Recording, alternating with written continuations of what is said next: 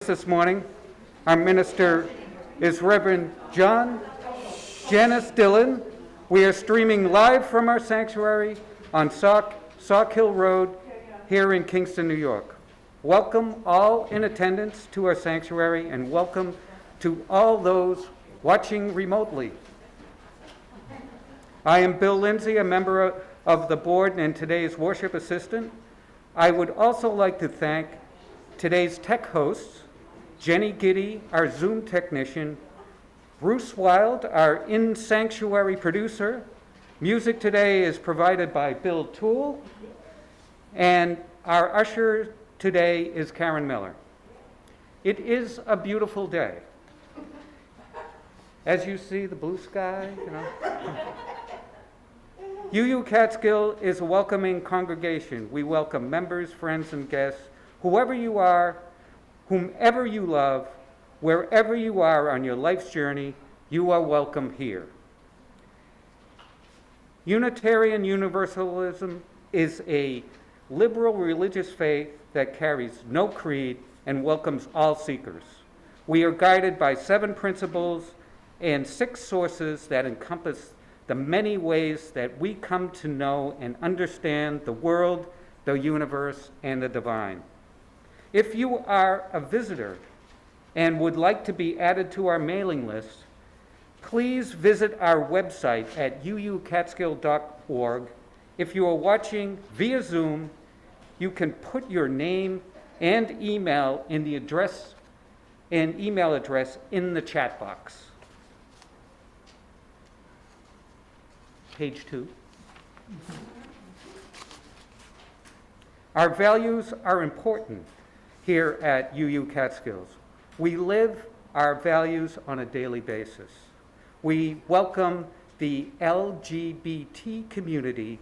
We are an affiliate of the Ulster Immigration Defense Network, and we are an active voice in the effort to address climate change. And with climate change in mind, I wrote a little poem that Thursday when I got the email to make something up. So I decided to make something up. So it is called The Meltdown. Summer's overheating, crops weak and dry, water quickly shrinking, ice caps gone by like bye-bye, people getting nervous, politicians quick to deny that our earth is getting hotter, and when the meltdown happens, they too will go by. So, and now, I don't know if people are aware that we have community circles here at UU Catskill. Actually, I run the Kingston Central, so anybody who is centrally located in Kingston can join our circle. Here at UU Catskills, we have community circles that connect members with others that live in our local community. There are 9 circles in different areas who meet monthly in person or on Zoom. For those watching on Zoom, if you would like to contact someone at UU Catskills, our minister, the board, our caring team, and our office administrator, there is a contact list on your screen.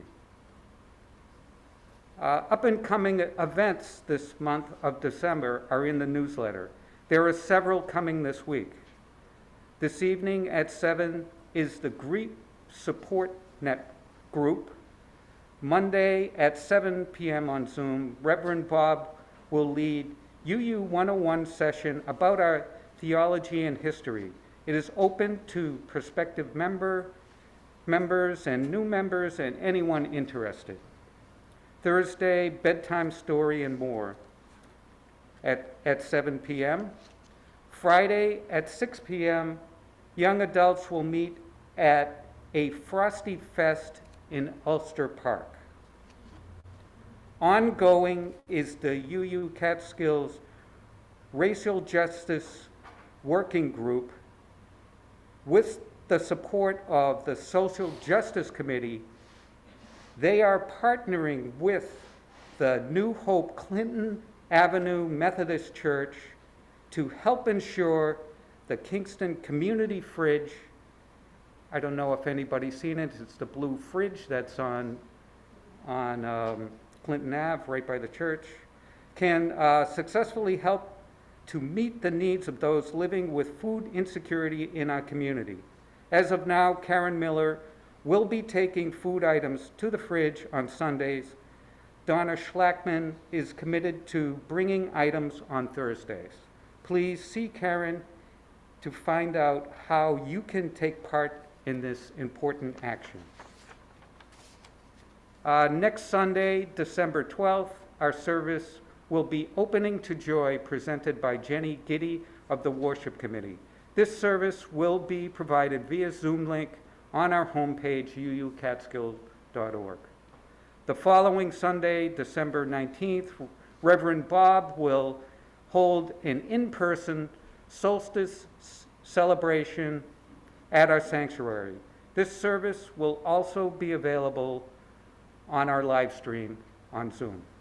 Friday, December 24th, Reverend Bob will hold an in-person candlelight Christmas Eve service at the sanctuary. This service will be available from our live stream as well. There will be no service Sunday, December 26th. And this morning's prelude is La Joie by Jean-Philippe Rameau, performed by Bill Toole. Thank you.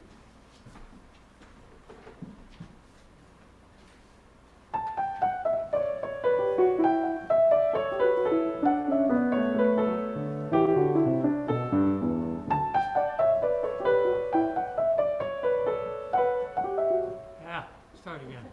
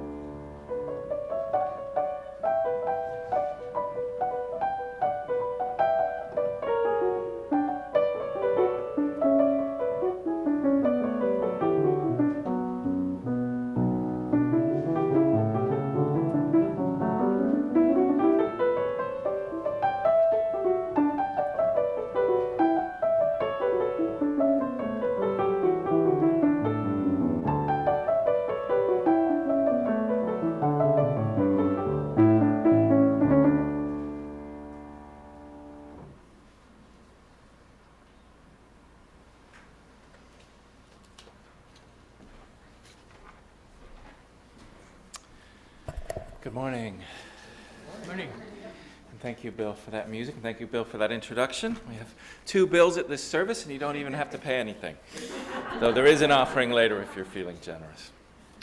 So we gather today, and as you heard, the subject this whole month is joy, which I know can be, if I feel, in short supply these days, but we are thinking of how to open ourselves to joy, to be open to joy's lessons for the spirit and joy's exuberance and serenity. So we'll begin this portion of the service with a ritual we do every Sunday. We light the chalice, which is a symbol of the warmth of community, the fire of passion, and the light of love. And I'd like to invite Paulie Pfeiffer, very kindly volunteered to light our chalice.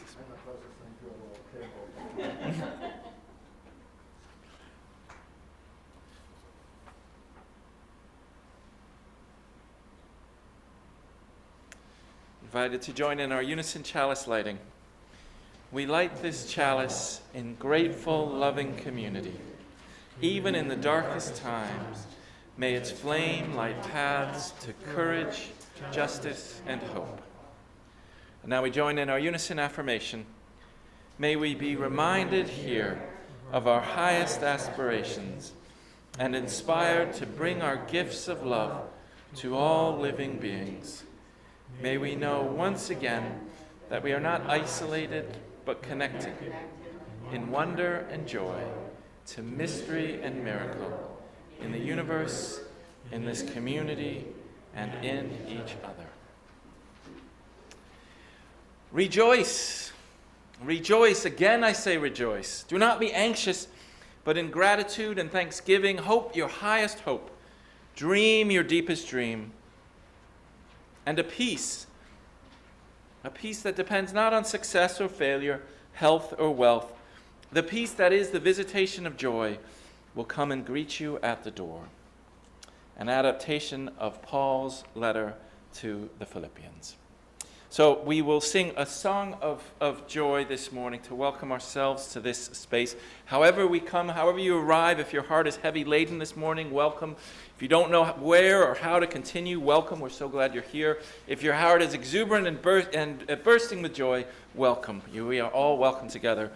And we'll sing together with masks. I know it's inconvenient, but we're doing the best to welcome joy in the times we're in. So we'll sing song number 361, Enter, Rejoice, and Come In.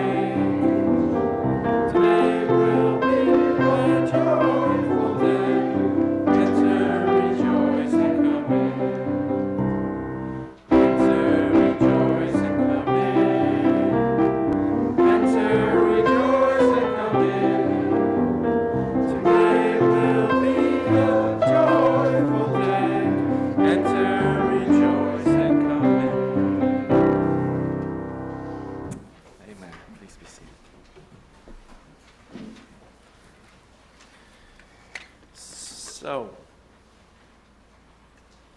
for our story this morning, we don't have anything in the Wonder Box, but we do have a costume change. It said, don't be afraid of some change. So excuse me for a brief costume change. Some of you I know are affiliated with Broadway, so try not to be overly impressed by the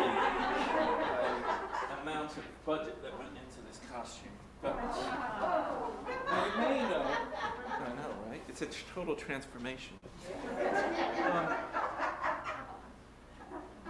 Some of you may be familiar just from the reading, just from the name of it, if you see your order of service, what this refers to. Does anyone want to say knowing what I'm dressed as?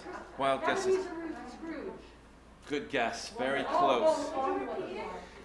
What am I dressed as? Ebenezer Scrooge, which is very much on the right track. I'm trying to be, and I'm surprised you didn't get it instantly. Exactly, the ghost of Christmas Present. And you probably didn't get it because in the movies he's got a red cloak, but in the books it's green. So green is how it should go. And like my colleague Bill, I'm going to read a poem here today that I wrote. So you get two original poems for this service. And this is about, always been inspired by, how many people are familiar with Charles Dickens' A Christmas Carol? It's one of those stories that so many people know. If you don't know, it's a wonderful story, and I recommend it to you. It's in so many forms, of course, from TV to the book, which is a wonderful little book. And a Scrooge whose heart has almost turned to ice from just feeling so aggrieved by the world and also trying to get as much as he can get, is visited by three spirits. And the middle spirit, this past, present, and future, the present spirit is a giant in a green cloak who speaks about the present, and he speaks about present joys and present troubles and living in the moment. And as we talk about joy, a lot of joy brings up a theme that we've discussed before here, living in the moment, being open to the present moment. And I think the giant dressed in the green robe, not the Jolly Green Giant, but you know what I mean, says that very well. So this was a poem called The Present Spirit. Come in and know me better, man, the winter giant roars. He's crammed your hearth with mistletoe while you are filled with snores. He didn't die with Boxing Day or February's chill. The spirit drinks the season up and never gets his fill. Come in and know me better all. Come sit beside the fire. My spectral heft's more real than many a funeral pyre. You won't find me tomorrow, man. I wasn't here before. I make the misers merry, then give the proceeds to the poor. I'm larger than your bank account, more terrible than fear. For whatever will befall you, it's bound to happen here. I am the present moment. Ain't I beautiful and bold? Come draw aside the curtain. The fire's quickly getting cold. Your virtue's hidden in the vault, but I have an extra key. Tomorrow gains no interest from your strident misery. Don't build a shrine to someday and store all your good deeds there, while a child dwindles down to death for lack of proper care.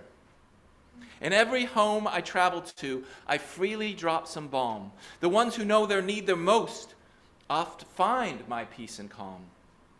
The ones who know their need the least wrap arms around themselves and fight for their last raisin while there's turkey on the shelves. The decent folk, they raise a glass and toast to your good name.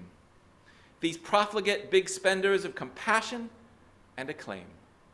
Why revise their faulty figures when you could just prove them right by rising even today a little grateful for the light? So come in and know me better. I am waiting for you here. I'll share of what I have, and I will keep you in good cheer. So says the present spirit, and I'll end with some words from my colleague Charles Dickens, whose work I really like. And he says from his book, A Christmas Carol, as Scrooge and the Green Giant travel on their way, much they saw and far they went, and many homes they visited, but always with a happy end. The spirit stood beside sick beds, and they were cheerful. On foreign lands, and they were close at home. By struggling men and women, and they were patient in their greater hope. By poverty, and it was rich.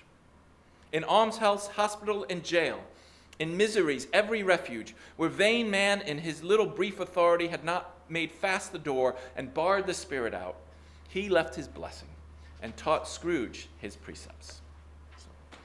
So may little early Christmas cheer, and we'll have more on Christmas Eve, 7 o'clock on the 24th. And we also have a solstice service, as you heard, 2 weeks from now in the morning. So we now share a little of the present moment and the recent past in our own lives. We won't have a full joys and sorrows as we sort of do it once a month, as it were, at the moment. But if there are anything to lift up in this community, I invite you to do so. Either if you could raise your hand, anything that think really needs to be mentioned in this gathering, and we will lift that up in prayer and in meditation. And I'd like to name two, if I may, as you may have or read on email, or our hearts go out to Kathy Eberlein on the death of her son, Christopher, and I know many here know and love Chris, and we're keeping him in our memories. And our hearts go out to Chris's brother James and his mom Kathy and all of his family and friends on his passing. And with love, we remember his life. And we also hold in our hearts we hold the family of Charles Foster, including Jenny, as they celebrate his life and what a beautiful life it was. And we hold in our hearts all those who may be struggling with health concerns in this time.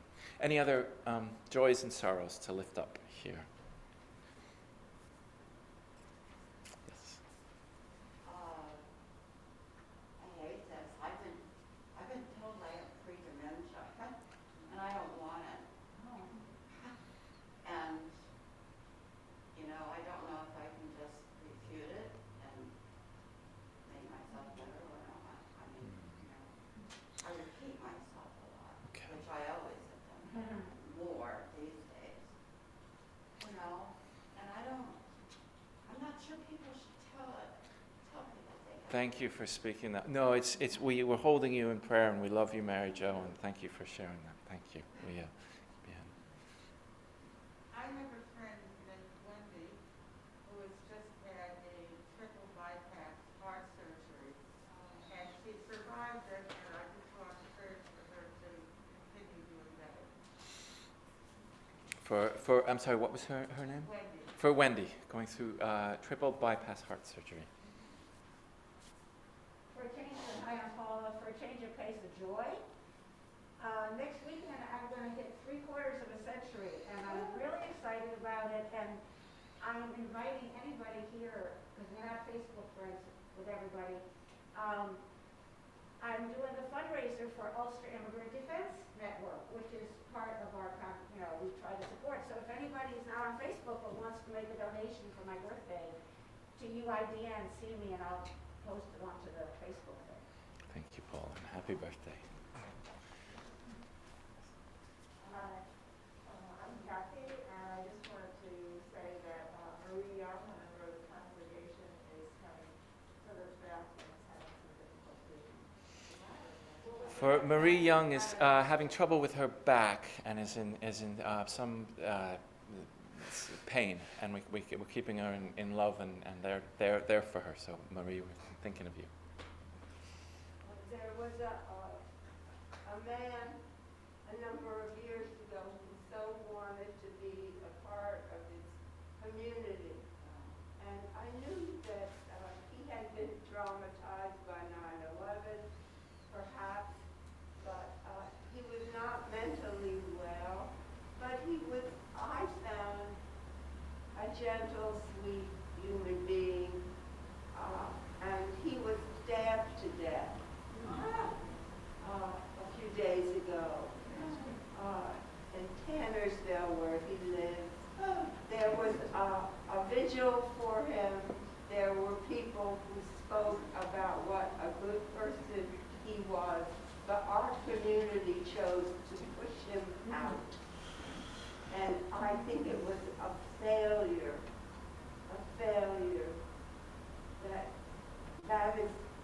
that on the part of both our minister and many members. I had him at the house for dinner.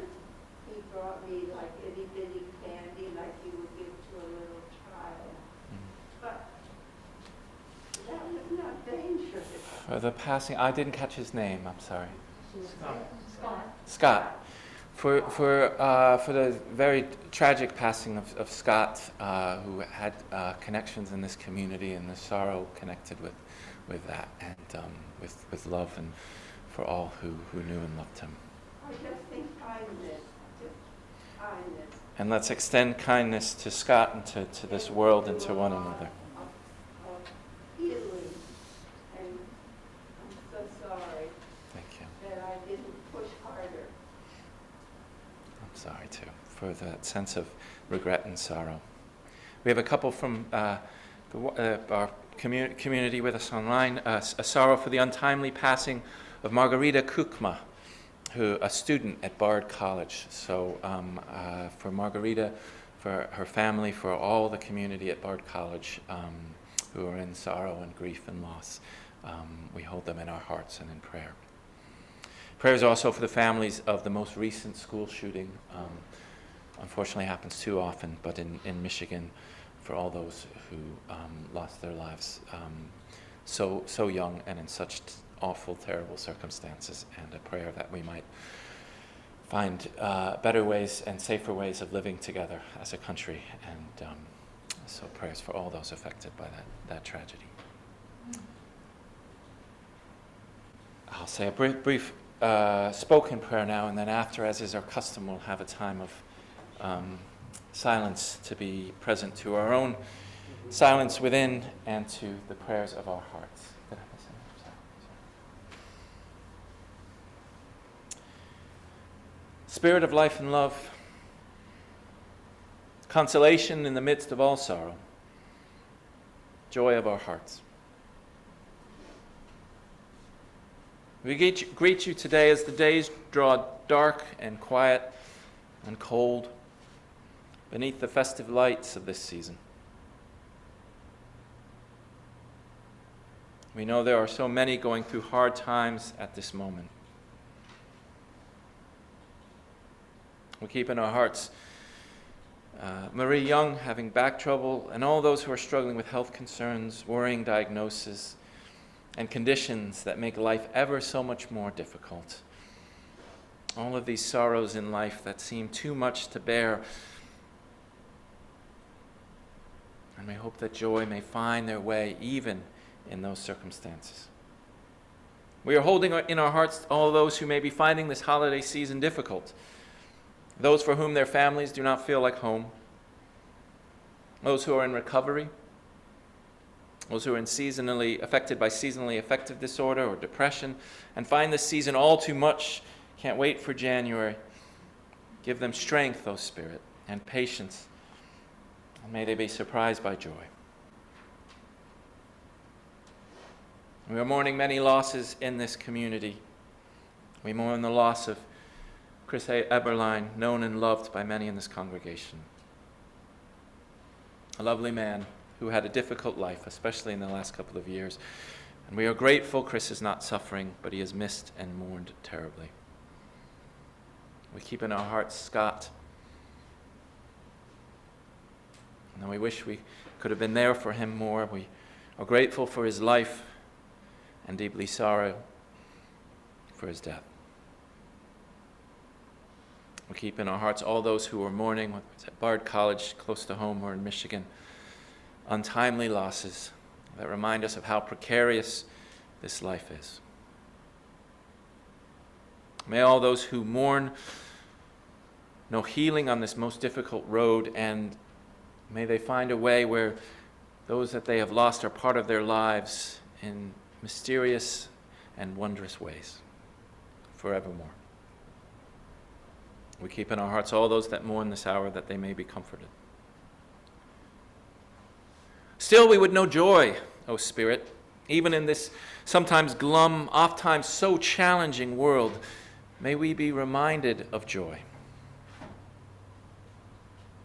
Even if it's a small way, the sight of a pine tree covered with snow, or the presence of our friends, the laughter and companionship of those we know and love, or a good meal and a warm place to be at the end of the day, something we would wish for all people, thinking particularly of those who have been denied these basic dignities. May we be reminded of joy. May it be a touchstone for us. Give us a pathway back to joy. Plant footsteps in the snow towards something marvelous and fresh, a sense of being fully alive and dancing on this earth. Even in the darkest depths of our sorrow, we know that we feel sorrow so keenly because of the joy these people and these events brought us. As we grieve what is lost, may we keep our eyes open to find some reflection of that happiness, some echo of that bliss in the people around us in our day, and the life we get to live today on this beautiful, beautiful day.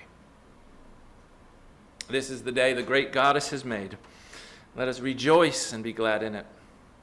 This is our calling, to take this life we have and find the joy in it. Be present to whatever is marvelous and beautiful in this world, and be present to what is marvelous and beautiful in one another. May we find a path today to rejoicing.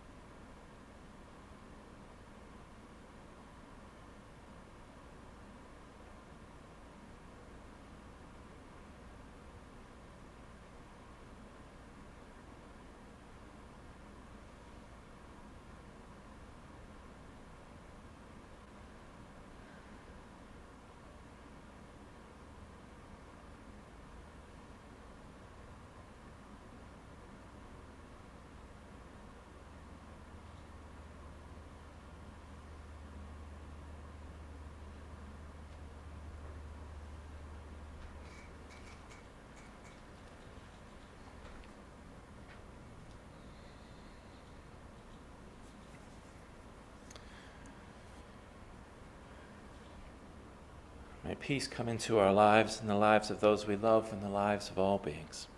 Amen. Our reading this morning is a poem about the beauty and joy that comes with the snow. And I have a feeling we might have snow once or twice this year, who knows? So this is a poem by Ted Hughes, Snow and Snow, read by Bill Lindsay.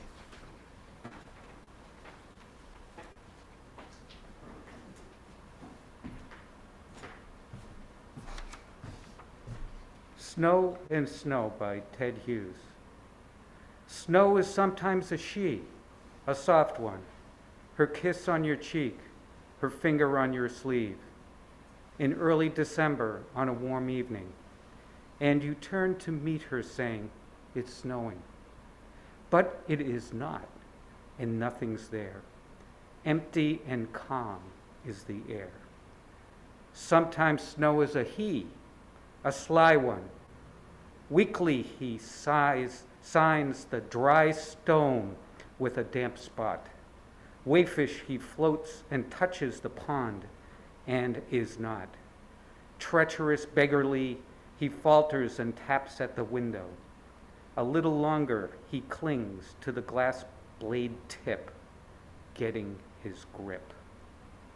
Then how she leans, how furry fox wrap she nettles, the sky with her warm and earth with her softness, how her lit crowding fairylands sink through the space of silence to build her palace till it twinkles in starlight, too frail for a foot or crumb of soot.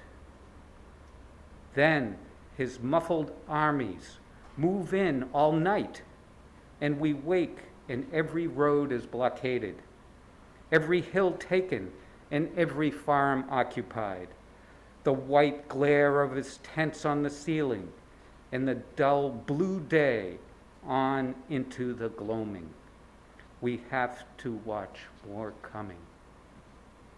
Then everything in the rubbish-heaped world is a bridesmaid at her miracle. Dung hills and crumbly dark old barns are bowed in the chapel of her sparkle. The gruesome boggy cellars of wood are a wedding of lace now taking place.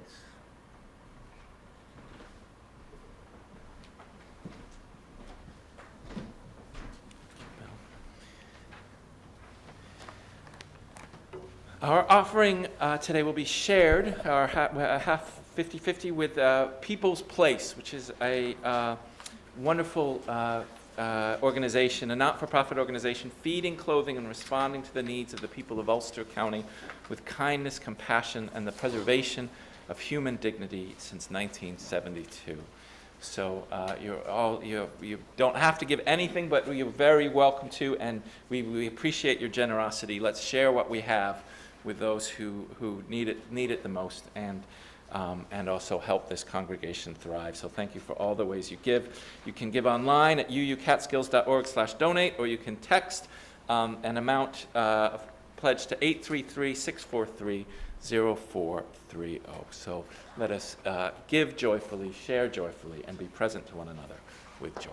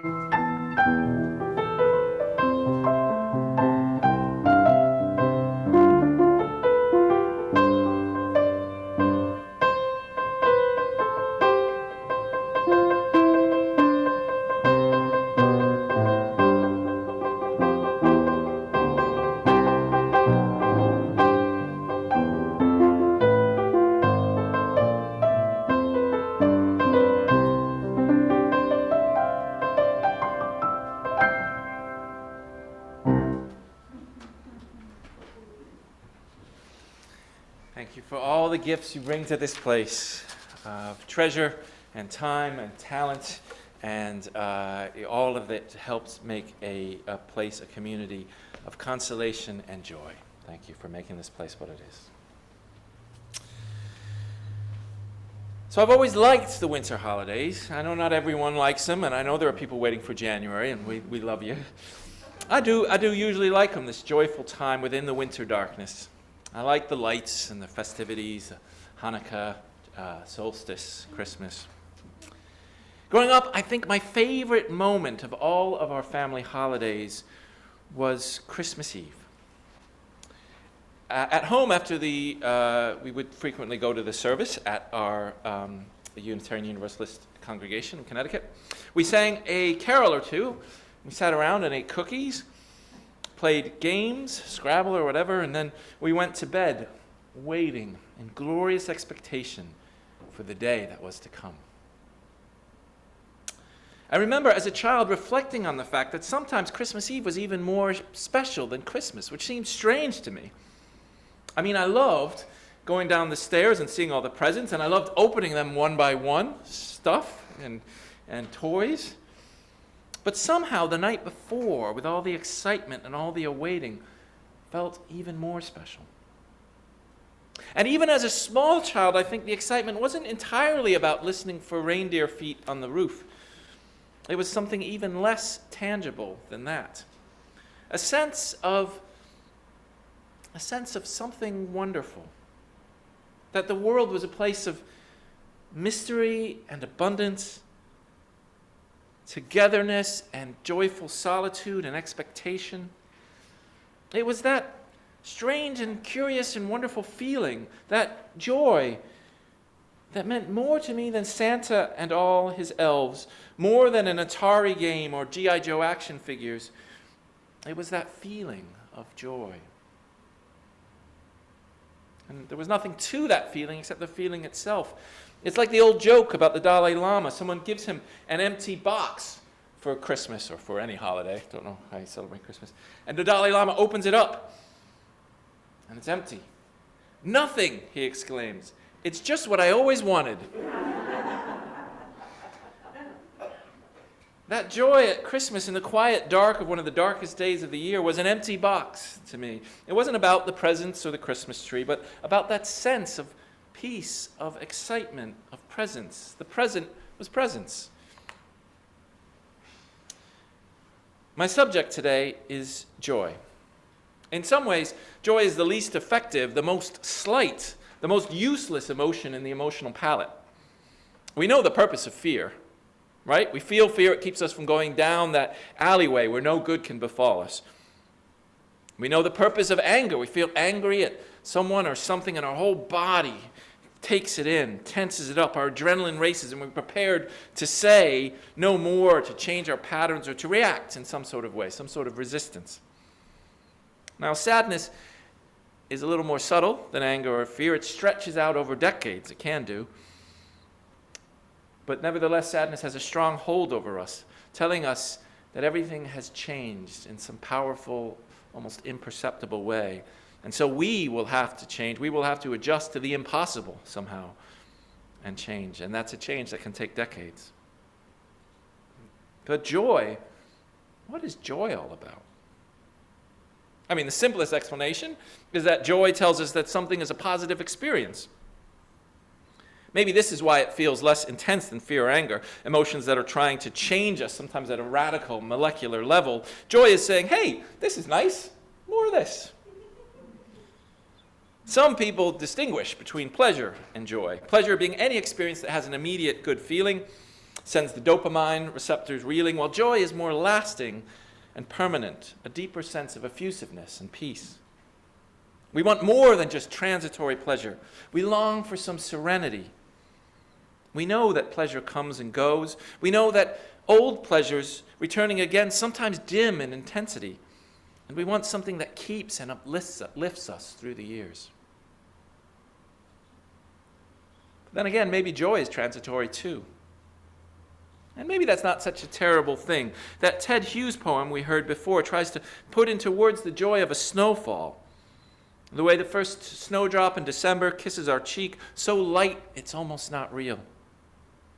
And then the snows that build palaces of white across the landscape, frail palaces that crumble at the approach of a foot. And the armies of snow that block all the roads, cover every hill, and still there's more and more falling from the sky. And even so, with all those armies of snow, we know that snowfalls are transitory. We know they're only here for a while and then they're gone. And that is part of the magic. And there is something magical about snow, isn't there? I don't know about you, but in my mind, snow is always happily associated with school closures. And I know it's a bit different as a parent, but when I was a kid, a day off from snow was the greatest unexpected delight and treasure in the world. I say unexpected. We knew when there was the slightest chance of snow, and for days or weeks before, we kids were talking about it at school. And then when the morning of our potential delight, we'd wake up early and turn on the radio. Do you remember radio? This was before apps.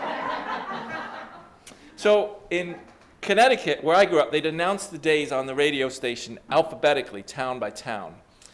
And I grew up in West Hartford. Ansonia, closed. Ashford, closed. Avon, 1 hour delay. Now, a 1 hour delay is, it's not even worth it, really. You know, it's but then Barkhamsted closed, and Hope would rise again. and Bethel open. And we think, oh no.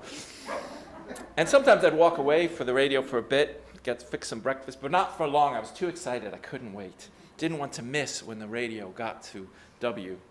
And after so many other places I just knew by the word, I didn't know anything about them, we got to the promised land of W. Waterbury, 1 hour delay. Waterford, closed. Watertown, 2 hour delay. Come on. West Hamden, 1 hour delay. West Hartford, closed. It was, to me, in that moment, and to many others, Aretha Franklin singing Amazing Grace. Pure music to my ears, complete joy. What elation. An entire day that we hadn't expected off of school. The entire day for everything and nothing. Snowball fights, sledding, watching TV, drinking hot chocolate, and lots of empty day. A free day, right? With no obligations, because that's what a day off, we call it free time. Free time, as if most of our time is somehow bound and paid for. And here we have a whole day of freedom. Unexpected freedom. Free time. There is something gloriously useless about joy. Joy is not going to school, though school can very much be a place of joy, as it has been for me many times. Joy is not getting the dishes done, though getting the dishes done can be joyful. But joy is not about the productivity itself. It is not about success. C.S. Lewis wrote extensively about joy, and he wrote that real joy seems to me as almost as unlike security or prosperity as it is unlike agony. I'll say that again because that's a surprising sentence. Real joy, he wrote, seems to me almost as unlike security or prosperity as it is unlike agony. We think we want security, prosperity, want to be comfortable, want to have enough. And joy, strangely, has almost nothing to do with that. There's no security in the joy of a snowfall. It can be quite inconvenient, actually. And we don't gain anything tangible by it. We can't manufacture joy either. We can't seem to just force it to happen. But it's so important. Lewis wrote, "Joy is the serious business of heaven." I read somewhere that in The Lord of the Rings, the great epic of C.S. Lewis's friend and colleague J.R. Tolkien, the hobbits were the embodiment of joy. Hobbits seem like the most inconsequential of creatures. If you've never read The Lord of the Rings or seen the movies, the book opens with a long preface detailing how hobbits have hairy feet and how they like to smoke pipe weed and have birthday parties. I mean, who cares, right? It's not normally the way you start an epic, and Lord of the Rings is indeed an epic. But hobbits are these little pleasure-seeking people who like the comforts of a warm home and a good meal. The hobbits are joy incarnate. Outside, the world is in peril. Sauron, the big bad guy, is threatening to take over everything. Storm clouds are gathering on the horizon throughout Middle-earth. The hobbits are having their second breakfasts. They can be accused of not taking life seriously enough, as indeed they are in the book. But, as the wizard Gandalf says later in the book, it is precisely because the hobbits value their pipe and their breakfast and their songs that they have such strength when they are taken away from these comforts of home. Hobbits know the importance of the good things of life, the little things, friendship and music and good cheer, and that gives them an unexpected resolve when they're up against the walls of despair. I don't know about all that, but like the hobbits, I like my little pleasures, and like C.S. Lewis, I have been surprised by joy. Lewis called his memoir Surprised by Joy, which is a great phrase. It was named after a William Wordsworth poem of the same name. You can read it at your leisure. Wordsworth wrote it when he was grieving the death of a loved one, and he was surprised to be happy, and he wanted to share this happiness with the loved one, and then he felt even more bitter that he couldn't. And yet, this joy still came. It still comes despite our best efforts to resist joy sometimes. Joy finds its way into our lives. And like C.S. Lewis and William Wordsworth and so many others, I get surprised when joy shows up in my life, carried on the wind. I can't manufacture it, no matter how hard I try. And I do try sometimes. I line up the pleasures, set aside a day for joy even. And I recommend a Sabbath day, if you can manage it. A day for nothing, a snow day, to be ready for joy. But joy doesn't always come. More important than any of these practices is to be ready for joy when it arrives, expectantly or unexpectedly. The Dalai Lama opens up the box. It is empty. Nothing, he exclaims, just what I always wanted. The Nativity story, the Christmas story, is strangely a story where not much really happens. Now, you may disagree with me, but hear me out. It seems like there's a lot happening. I know there are angels and shepherds and a babe wrapped in swaddling clothes, singing and music, donkeys. I've seen performances with elephants. I mean, there's a lot of stuff in the Christmas story. But, I mean, if you really break the story down, right, if you get to the heart of it, what's it about? A family arrives in town. A baby is born. Yes, a very special baby, but a baby is born in a manger or a back room or wherever it was. And some people come to visit. And that's basically it. Oh, and the family have to leave under cover of night because of the persecution of King Herod, but most Christmas stories don't tell that bit. That happens a little later in the Bible. The bit we celebrate is a baby being born, which features in all of our lives in one way or another. Some of us as mothers, some of us as infants, all of us as infants, actually. And then the visitation of a few random people from afar, as often happens around a birth, even if the random people are just the nurses who are there present for the birth. There's a star in the heavens over the cattle shed, but other than that, the baby Jesus doesn't perform any miracles in this story, which sounds right because he is a baby, utterly helpless, and a miracle. If you look at what happens in the Christmas story, the story is about an everyday event, a birth in a family, and the joy surrounding this event. Now remember, births aren't just joyful. They're painful and challenging and dangerous and messy and smelly and drawn out and precarious and terrifying. And this birth happened in a barn in the middle of the night. Birth is a scary, uncertain prospect. They are a poor family too, so uncertainties abound. And yet, as is so often the case, joy comes to visit. It visits in the form of shepherds giving homage. It visits with that magi, bringing their gifts of gold, frankincense, and myrrh. Useless gifts, really, valuable, but of absolutely no use to a baby or a mother. But joy hovers over the Holy Family. Just as I believe it hovers over every family of every description and sort and group of friends that gather around the hearth, huddles against the cold, joy comes to visit somehow in some form. And that's it. And you could say that nothing happens. They come and visit, they say their hellos, they bring their greetings, and then they leave, never to be seen again. And indeed, in the Bible story, they play no further role in the plot, the shepherds or the magi. And yet, the visits are the miracle. Joy comes and surprises a family going through the great blessing of birth and the great hardship of survival. There on Christmas Eve, joy is there in abundance. Even when we know it's supposed to be part of the story, sometimes it's unexpected. So I wish you joy this holiday season, whether you know that it's going to come Christmas Eve wrapped up in a box, or whether it comes when you least expect it, in spite of our best efforts to resist it. May joy find a way into your life, and may we be open to receive that sudden snowfall, that blessing unexpected, and may it transform the landscape of our lives. Amen. We're going to sing a closing hymn, which is written by a guy who knew some challenging times. He went deaf. He was a bit of a grump. I heard a bit of an Ebenezer Scrooge. And he was also a little bit of a genius, Ludwig van Beethoven. And in the midst of his challenging life, he wrote a wonderful a wonderful work with joy. So this is written to his melody. Joyful, joyful, we adore thee. It's number 29. 29.